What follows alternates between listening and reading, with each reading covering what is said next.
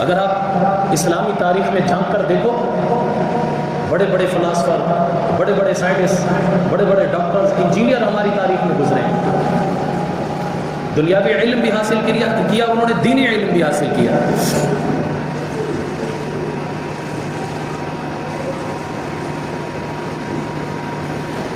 اسلامی تاریخ میں سب سے پہلا سائنسدان کون سا گزرا ہے؟ کوئی بتا سکتا ہے؟ کچھ ساتھیوں کو میں نے بتایا بھی تھا۔ ہمیں اسکول کی کتابوں میں پڑھایا گیا اسلام کا سب سے پہلا سائنسدان جابر بن حیان گزرا ہے۔ ایسا ہی ہے؟ حالانکہ جھوٹ ہے، وہ بھی ہے، بہت بڑا سائنسدان ہے، پہلا نہیں ہے۔ سب سے پہلا جو اسلام میں سب سے بڑا سائنٹسٹ گزرا ہے، باقاعدہ کیمسٹری کا ماہر، کیمسٹری کو فروغ دینے والا، وہ کون ہے پتہ ہے؟ یزید کو جانتے ہو؟ یزید وہی جس کو ہم رات دن گالیاں دیتے ہیں۔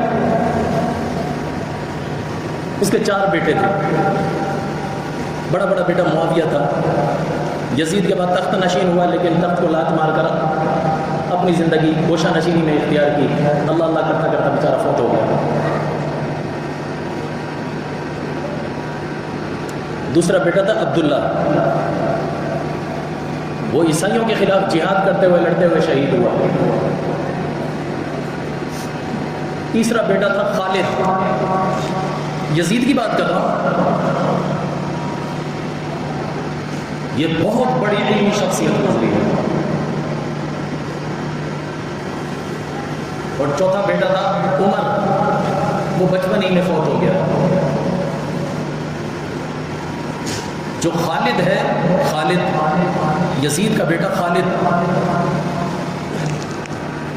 قرآن کی تفسیر کا ماہر، علم حدیث کا ماہر، علم فقہ کا ماہر، بلکہ مفتی اعظم، اور پھر علم طب کا ماہر، یہاں تک کہ اسلامی دنیا میں کیمسٹری میں سب سے بڑا استاد اسی کو مانا گیا ہے۔ بہت بڑا سائنسدان تھا۔ امام جعفر صادق رحمۃ اللہ علیہ، نام سنا ہے؟ اہل بیت میں سے امام جعفر صادق رحمۃ اللہ علیہ خالد بن یزید کے شاگرد ہیں۔ خالد بن یزید استاد ہے، امام جعفر صادق اس کے شاگرد ہیں۔ شیعوں کے چھٹے امام جعفر رحمۃ اللہ علیہ یہ شاگرد ہیں کس کے؟ خالد بن یزید کے۔ پھر امام جعفر صادق رحمۃ اللہ علیہ کا شاگرد ہے جابر بن حیان، جس کو اسلام کا سب سے بڑا سائنسدان کہا جاتا ہے۔ حالانکہ وہ تو خالد کے شاگرد کا شاگرد ہے، لیکن اس کا نام کیوں نہیں، اس کا نام کیوں گم کیا گیا؟ صرف اسے شیعہ سنی لڑائی کی وجہ سے، نسل کی وجہ سے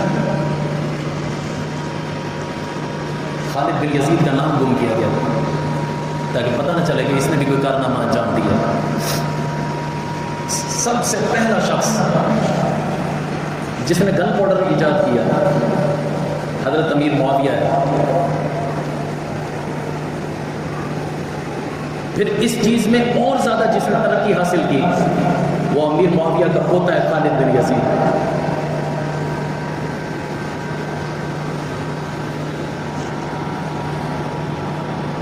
اس نے ایک کیمیکل ایجاد کیا جس کا نام تھا روغن تفت۔ جب ولید بن عبد الملک خلیفہ بنایا بنو امیہ نے، جس نے محمد بن قاسم کو سندھ بھیجا تھا سندھ فتح کرنے کے لیے، اس بادشاہ نے عیسائیوں کے خلاف جنگ لڑی تھی، رومیوں کے خلاف، اور بحری جنگ تھی، سمندری۔ عیسائیوں کو کوئی سمندری جنگ میں ہرا نہیں سکتا تھا، وہ اتنے ماہر تھے۔ تو ولید بن عبد الملک نے اس میں یہ کیمیکل استعمال کیا تھا روغن تفت۔ یہ کیا تھا؟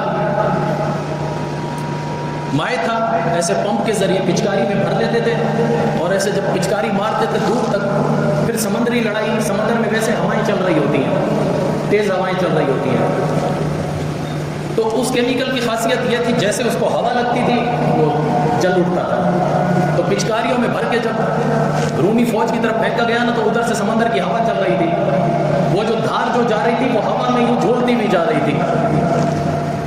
عیسائی ڈر گئے کہ خدا تعالیٰ نے ہمارے اوپر آگ کے سانپ مسلط کر دیا ہے، میدان چھوڑ کر بھاگے۔ اٹلی میں جو ان کا سب سے بڑا پادری تھا، تاریخ اٹھا کر دیکھو، وہ اپنے چرچ میں سے نکل کر آیا، کھلے میدان میں سجدے میں سر رکھ دیا اور عیسیٰ علیہ السلام کو پکارنے لگا، اے خداوند یسوع، ہمارے اوپر وہ عذاب نازل نہ کر جو تو نے موسیٰ علیہ السلام کے ذریعے بنو اسرائیل کے اوپر اتارا تھا، ہمیں اس آگ کے سانپوں سے نجات عطا فرما۔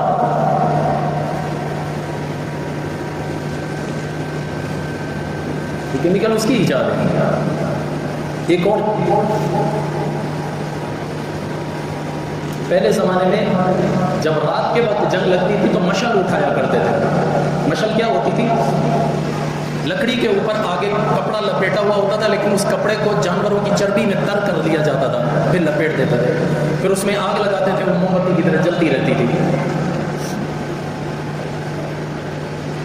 لیکن اس کا نقصان یہ ہوتا تھا، خیموں میں بھی آگ لگنے کا خطرہ ہوتا تھا، اپنوں کے نقصانات کا بھی خطرہ ہوتا تھا، اور اگر ہوا چل رہی ہوتی تھی تو یہ مشل بجھ جاتی تھی، اندھیرے میں جب لڑنا مشکل ہو جاتا تھا۔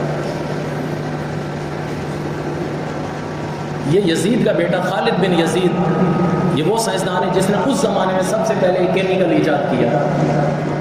بنایا کس چیز سے؟ کبوتر کے خون سے۔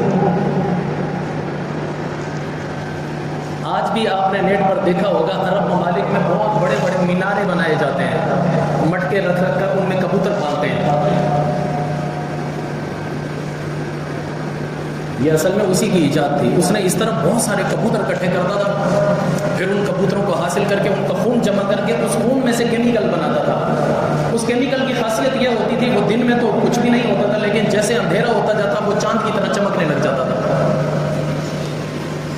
اب مسلمانوں کو وہ مشعلیں دیتا تھا اندھیرے میں تاکہ وہ آندھی ہو طوفان ہو وہ بجھے ہی نہیں، جلتی رہے، آگ نہیں لگتی تھی اس میں، بغیر آگ کے وہ کیمیکل روشن ہوتا تھا اور اس کی روشنی میں لڑا کرتے تھے۔ اس نے تقریباً 123 کتابیں کیمسٹری کی لکھی، 123 کتابیں، اور مسلمانوں میں اس تعلیم کا بہت جلدی پہ فروغ پایا گیا، مسلمانوں نے بڑی ترقی کی اس چیز میں۔ لیکن پھر جب بنو عباس کا دور آیا انہوں نے فائدہ لیا اس سے، اگرچہ بنو امیہ کی لکھی ہوئی کتابیں، بنو عباس نے بڑا فائدہ حاصل کیا۔ پھر بنو عباس کیونکہ علمی لوگ تھے، علم کو ترقی دیتے تھے، اس کے بعد پھر بنو عباس کے بعد آئے بنو فاطمی۔ بنو فاطمی میں جو سب سے پہلا شخص آیا وہ ہے ابو طاہر قرامتی، وہ اسماعیلی شیعہ تھا اور غالی قسم کا تھا، متعصب قسم کا۔